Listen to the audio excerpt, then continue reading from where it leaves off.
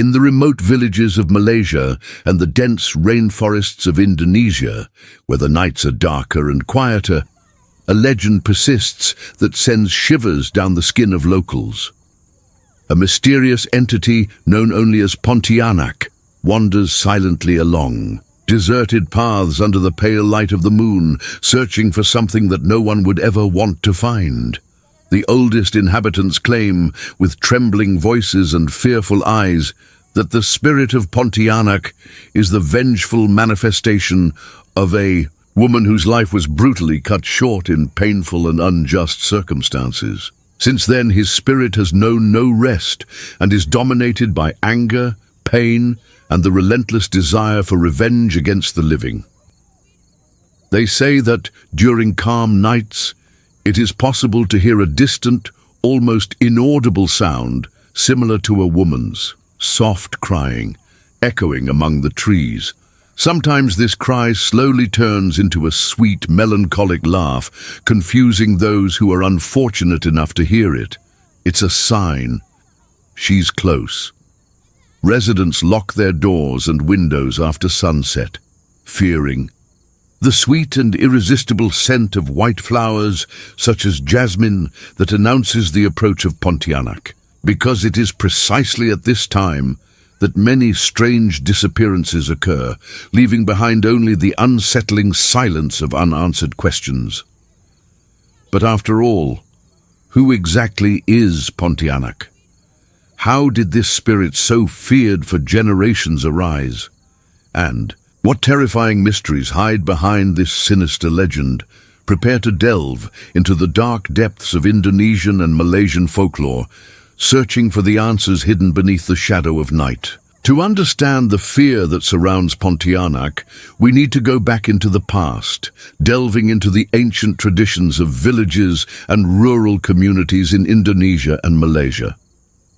These stories, passed down quietly from generation to generation, reveal a dark side of human existence. According to the oldest legends, Pontianak is born from the deepest pain and suffering. She is the tormented spirit of a woman whose life was brutally ended during a difficult birth, or the victim of merciless violence. These souls, abruptly ripped from the world, return transformed, trapped forever between two worlds, unable to find rest. In Malaysian and Indonesian culture, the birth of a child is considered a sacred and at the same time dangerous moment, a fine line between life and death. When a woman dies in these tragic circumstances, it is believed that her soul cannot accept the injustice suffered. Instead, she returns as Pontianak, a shadowy figure driven by hatred and a thirst for revenge against the living, especially men or people connected to their suffering. The word itself, Pontianak, derives from the Malay expression perempuan, mati beranak, which literally means woman who died giving birth. It is a name that carries with it a deep pain, reflecting the invisible suffering of many women in times past. Old village accounts say that after death, this spirit initially appears as a beautiful woman, dressed in white, walking softly among the trees like a charming figure. She attracts her victims through seemingly harmless beauty. However, the innocence on her face is a death trap.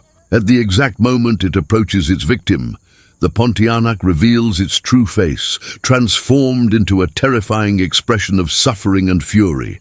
Eyes as deep and dark as abysses, teeth as sharp as razors, and cruel claws capable of tearing human flesh.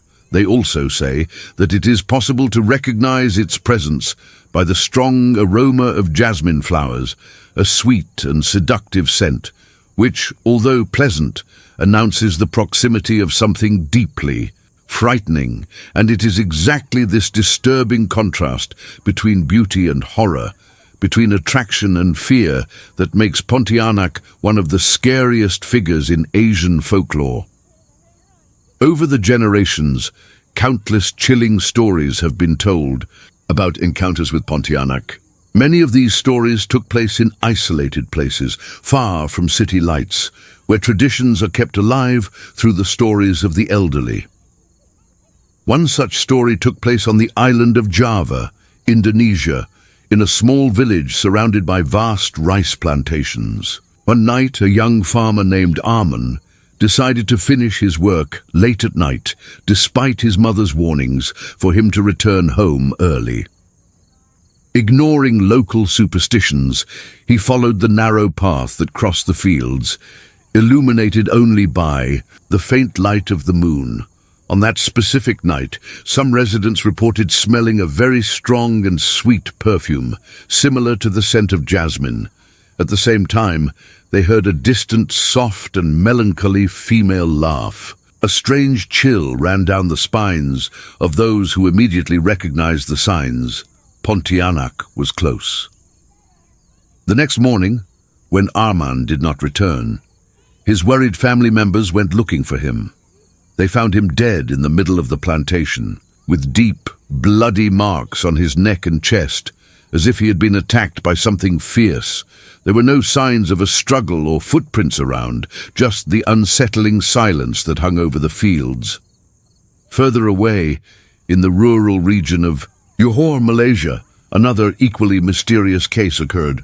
On moonless nights, residents have reported seeing a female figure dressed in white, floating gently near the trees surrounding the villages. Each time this apparition was seen, strange events followed.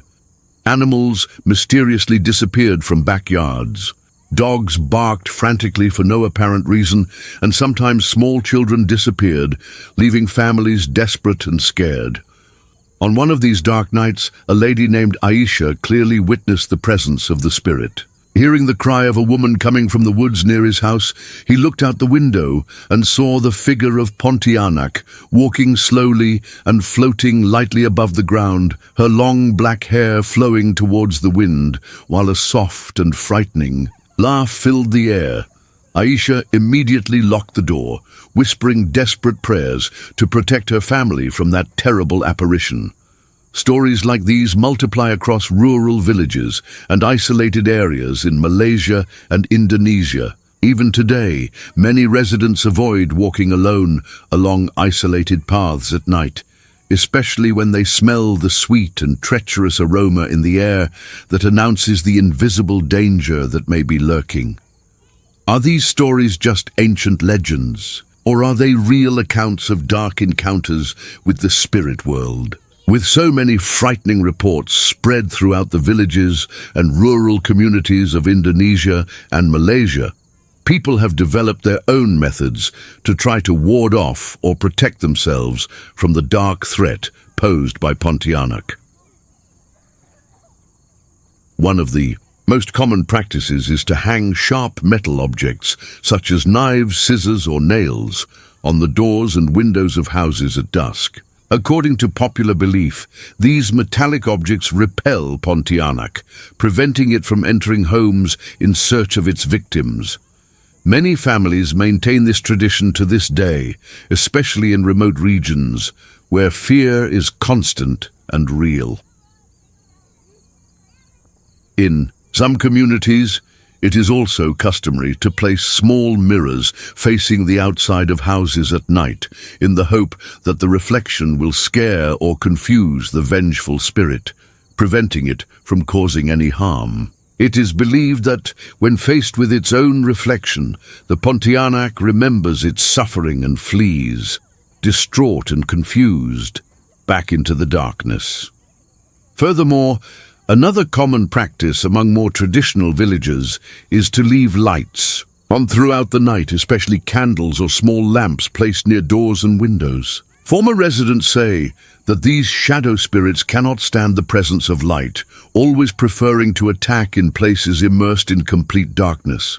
And a warning is often repeated by the elders to the young: never answer the call or the distant cry that is heard in the deep night.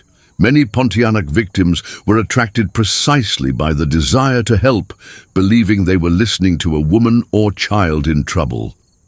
As he approaches the sound, the innocent man finds himself trapped in a cruel trap with no way back. On nights when residents notice the intense scent of jasmine flowers permeating the night air, they close their doors more firmly, whisper ancient prayers taught by their ancestors, and wait patiently for the liberating dawn, hoping that the spirit will find rest or choose to leave for other lands.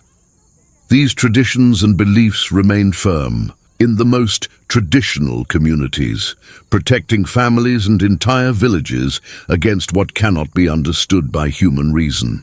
Despite the fear and anguish caused by Pontianak's appearances, scholars and anthropologists believe there is something deeper hidden behind this ancient Asian legend. For many experts, Pontianak is not just a horror story. It is a cultural reflection of the historical suffering of women in times when childbirth often resulted in death due to a lack of resources and adequate medical care. The figure of the woman killed in violent circumstances symbolizes a collective trauma, deeply rooted in communities that lived far from large urban centers. Furthermore, Pontianak can also be interpreted as an unconscious representation of social fear in the face of female strength and capacity to generate life, an ancestral power as admired as it is feared. In these traditional societies, where women's roles were often restricted and controlled, stories of vengeful female spirits could serve as a warning, a reminder of the dangers of violating certain social and moral boundaries. It is also possible to perceive a profound message about the pain of grief and the human inability to deal with traumatic losses. Transforming suffering into a supernatural entity can be a way of understanding, accepting, and living with something that exceeds our emotional capacity. Even today, the legend of Pontianak remains alive and strong precisely because it touches on something very real, the fear of the unknown and the fascination with the supernatural, combined with the human desire to understand and make sense of seemingly inexplicable tragedies.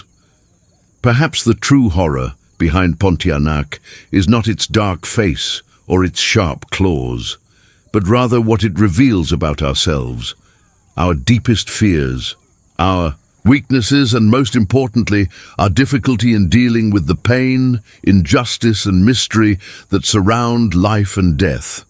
And as long as human pain and suffering exists, spirits like Pontianak will live on in stories, wandering silently through the imaginations and nightmares of those who seek answers in the shadows. The legend of Pontianak persists in the silent villages, deserted fields, and dense forests of Malaysia and Indonesia. Their stories have passed through generations and continue to be told by the dim light of lamps on nights where the wind blows low and the silence is too deep. Whether as a symbol of deep fears or an actual supernatural manifestation, Pontianak survives in the collective imagination as an eternal reminder of the fragility of human life, the pain hidden behind every story, and the mystery that accompanies death. You may never come across this vengeful spirit on your night walks. Or maybe you've already been closer to him than you ever imagined. Think about the next time you are alone, walking along quiet roads or dark paths. If the sweet, unexpected scent of white flowers gently touches your nostrils, bringing with it an unsettling feeling that something or someone is watching you in the darkness, ask yourself, is it just imagination? Or are you really not alone? The line between the real and the imaginary can be thin, and often the shadows around us hide truths we would prefer never to discover. The story of Pontianak is a warning and an eternal mystery that will never have a definitive solution. Because after all, as long as there are shadows and doubts, there will be legends. And as long as there are legends, there will always be something waiting patiently in the depths of the night. Something that you may not want to encounter, but that you will certainly never forget.